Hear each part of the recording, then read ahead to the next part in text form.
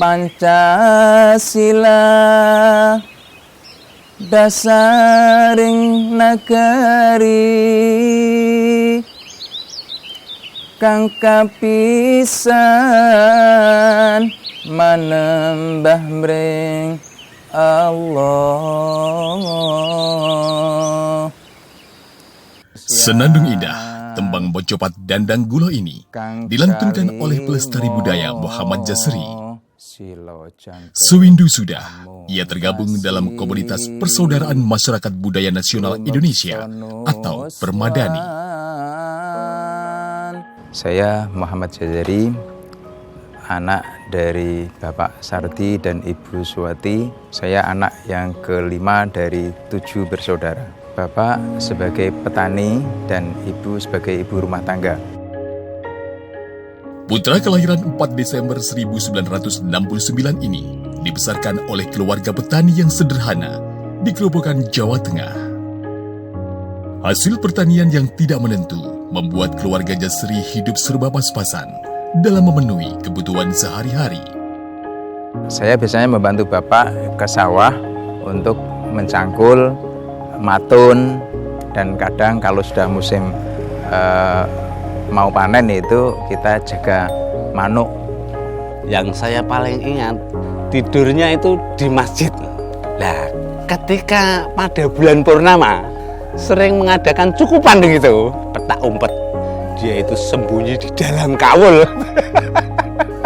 Kalau dicari, kamu di mana? Gitu di dalam kawul, dicari nggak ada. Tahun 1982, Jasri lulus dari Sekolah Dasar Negeri Sambung.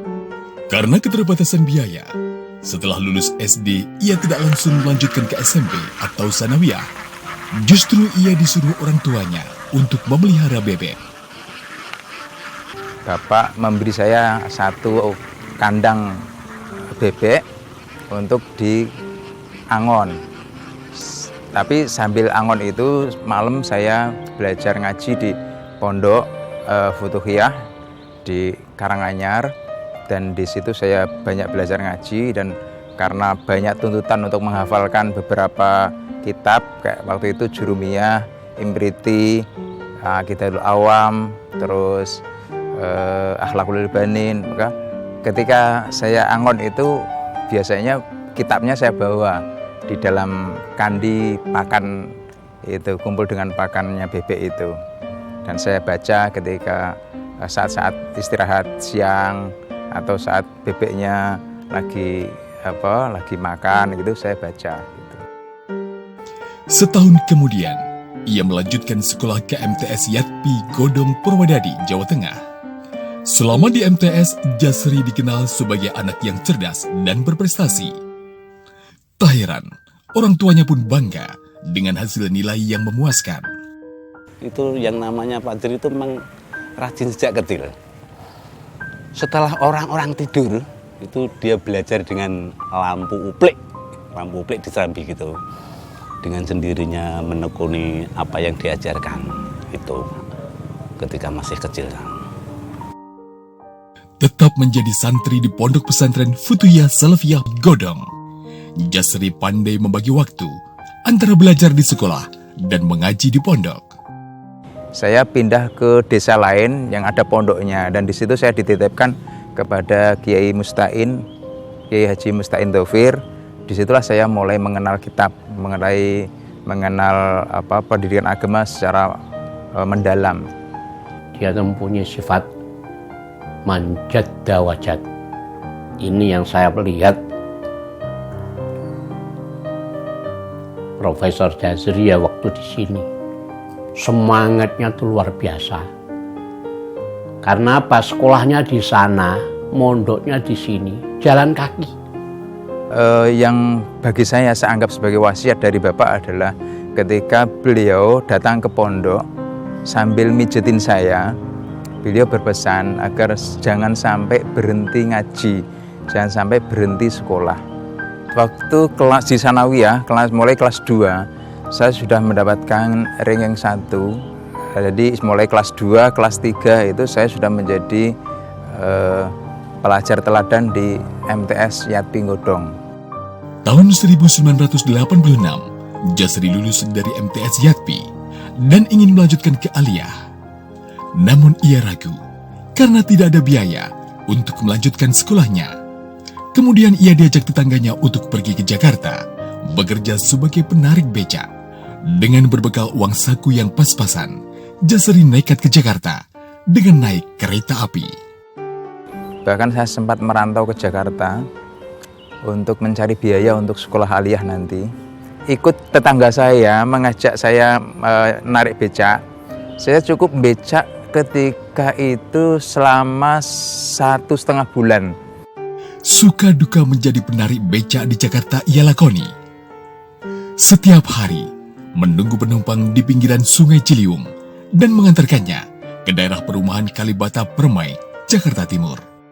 Nah, penumpang pertama yang saya tarik itu adalah pengalaman pertama saya, karena ketika saya sudah narik becak beberapa meter, ada tanjakan dan ada turunan.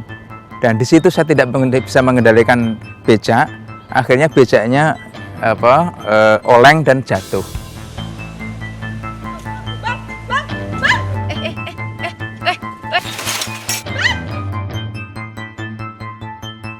Bang, kalau kamu nggak bisa bawa becak, nggak usah bawa.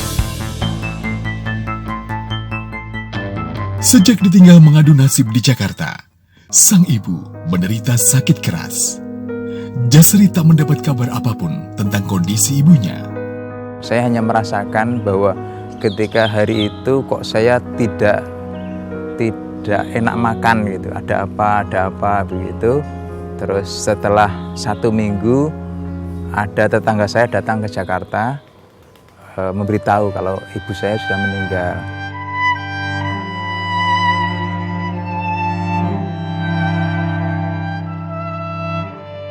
Hingga setelah 40 hari saya baru pulang.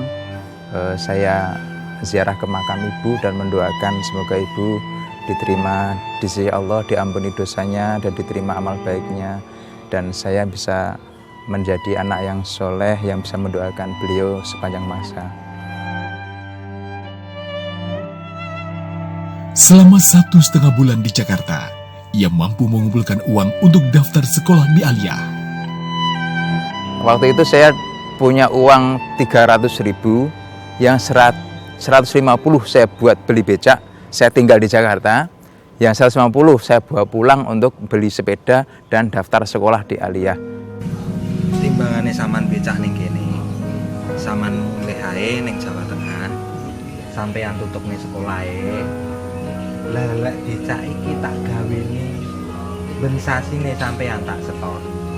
Setiap hari becak itu disewa Rp1.000, sehingga setiap bulan saya mendapatkan kiriman dari Jakarta 20.000. Tahun 1986, Jasri bisa mendaftar sebagai murid Madrasah Aliyah Yatpi Godong. Karena prestasinya, ia mendapat beasiswa hingga tamat aliyah pada tahun 1990. Di Aliyah itu saya sudah tidak banyak merepotkan bapak, karena saya tahu bapak pun dalam posisi yang kesusahan. Karena saya waktu itu sudah diberi tugas untuk ngajar di sebuah madrasah tetangga pondok, yang setiap bulan saya diberi gaji 10.000. Ya, sebulan itu saya punya uang 30.000, 20 dari Jakarta, 10.000 dari madrasah. Di saat menjelang ujian akhir kelulusan, sang ayah sakit keras dan meninggal dunia. Saya sedih sekali karena waktu itu saya harus banyak mendapatkan doa untuk mensupport saya ujian, tapi bapak sudah tidak ada, dan alhamdulillah ujian saya lulus masuk 10 besar, sehingga saya waktu itu lulus dengan PMDK. Saya bisa kuliah di mana saja tanpa tes sebetulnya, tapi karena tidak ada biaya saya tidak bisa kuliah kemana-mana, sehingga saya tetap di pondok. Karena tidak ada biaya sekolah, Jasri pupus harapan untuk bisa melanjutkan ke jenjang perguruan tinggi. Pak Kiai bertanya kepada saya, apa enggak kuliah hari, kan sudah lulus gitu. Saya jawab, tidak Abah, Ya tapi saya harus kemana lagi kan, bapak nggak ada, ibu nggak ada yang biayai gitu. Ini sebagai orang tua tersentak kayak. Dah, ini aku tak buat orek-orekan surat, coba diberikan kepada teman saya Al-Fadil, Sohibul Fadilah, panjenenganipun Gus Nur Muhammad Iskandar di Kedoya kalau tidak saya. Akhirnya ia pun berangkat ke Jakarta dan menemui Kiai Haji Muhammad Nur Iskandar, pengasuh pondok pesantren As-Siddiqiyah di Kedoya, Jakarta Barat. Saya diterima untuk mengabdi di sana. Di tahun pertama saya diberi tugas untuk bersih-bersih pondok sambil ngaji di Mahat Ali atau di Rusah Ulia. Yang saya tahu Pak Jaziri itu punya dedikasi yang sangat tinggi, punya semangat tinggi. Karena beliau itu hanya berlandaskan surat dari gurunya, yang kebetulan gurunya beliau itu atau kiai beliau itu temannya Kiai Nur Muhammad Iskandar Rizki di Lirboyo, Kediri. Diserahkan kepada Kiai Nur, tetapi tidak punya biaya. Maka beliau Pak Jaziri waktu itu sambil sekolah di As-Siddiqiyah mengabdi menjadi tenaga kebersihan, bayangkan. Dan setelah itu saya kemudian diangkat untuk menjadi ustadz. Dia pertama ngajar Quran, terus ngajar jurumiyah, kemudian saya dikuliahkan ke IAIN Jakarta waktu itu. Selama 10 tahun, Jasri tinggal di Pondok Pesantren As-Siddiqiyah Jakarta. Sambil menuntut ilmu di IAIN Jakarta, Jasri mengembangkan ilmu pengetahuannya dalam bidang bahasa Inggris. Dan saat itulah saya merasa saya menemukan dunia saya lagi. Dan karena ketika kuliah itu saya mendapatkan pencerahan yang luar biasa dari para dosen-dosen di Jakarta. Pak Rektor IAIN Jakarta itu menjanjikan siapapun mahasiswa yang punya TOEFL 500 akan saya kirim ke Amerika. Dan itu memacu saya untuk kursus bahasa Inggris di LIA. Hingga saya di LIA itu sampai 8 tahun, mulai semester 2 sampai lulus IAIN pun saya masih di LIA. Tahun 1996, Jasri lulus dari IAIN Jakarta dan melanjutkan ke jenjang S2 di Universitas Islam Malang dengan beasiswa dari Kemenang. Dan hanya 1 minggu proses seleksi saya diterima. Dan waktu itu saya dikirim ke Unisma. Sebelum ke Malang saya izin ke Pak Kiai Nur waktu itu. Nanti di Unisma di mana? Ya belum tahu Pak Kiai. Udah gini aja, nanti kamu cari Fauzin. Ternyata Fauzin adalah Kiai Haji Nur Fauzin Iskandar, adiknya beliau. Nah, ketika saya ketemu ya langsung klop, karena saya santrinya kakaknya, terus disuruh mengabdi di adiknya. Saya tidak usah ngekos, langsung kamu tinggal di Pondok Ainul Yakin. Ini pondok saya yang mimpin. Selama menempuh S2 di Unisma, Jasri menjadi guru honorer di Mandua Batu untuk mengajar bahasa Inggris. Tahun 2003, Jasri lulus S2 dari Unisma.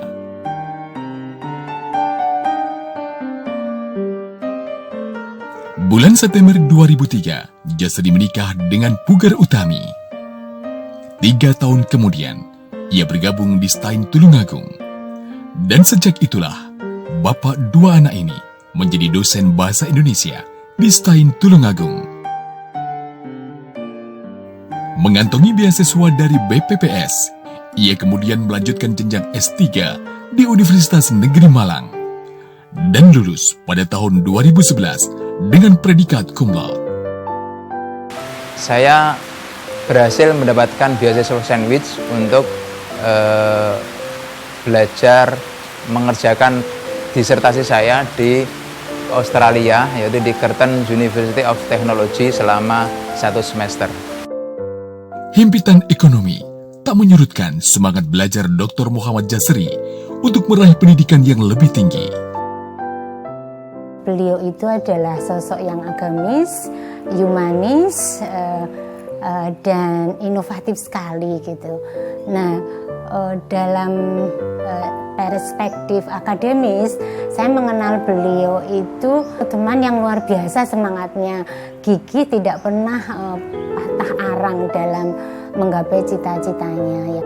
Saya tahu kalau orang tuanya tidak punya, orang desa, tapi semangatnya ada dia.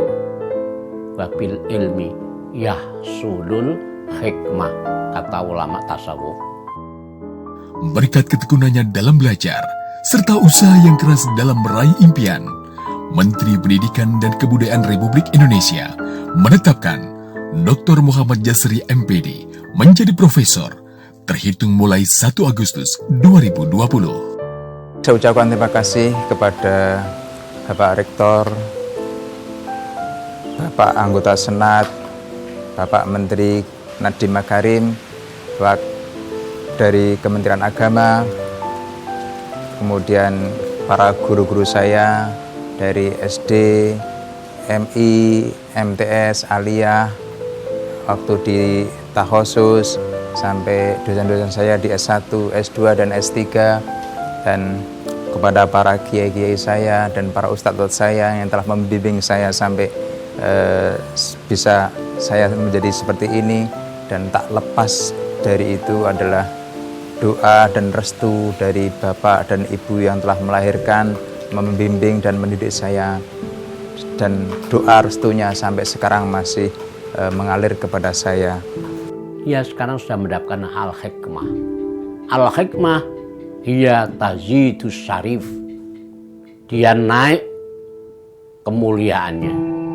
Waktu itu saya nangis, betul nangis, bukan saya buat-buat. Begitu mendengar jadi lantai profesor, ya Allah kamu. Ya, saya sebagai pernah didik kamu hanya merasa bangga, mudah-mudahan itu ya sulul hikmah.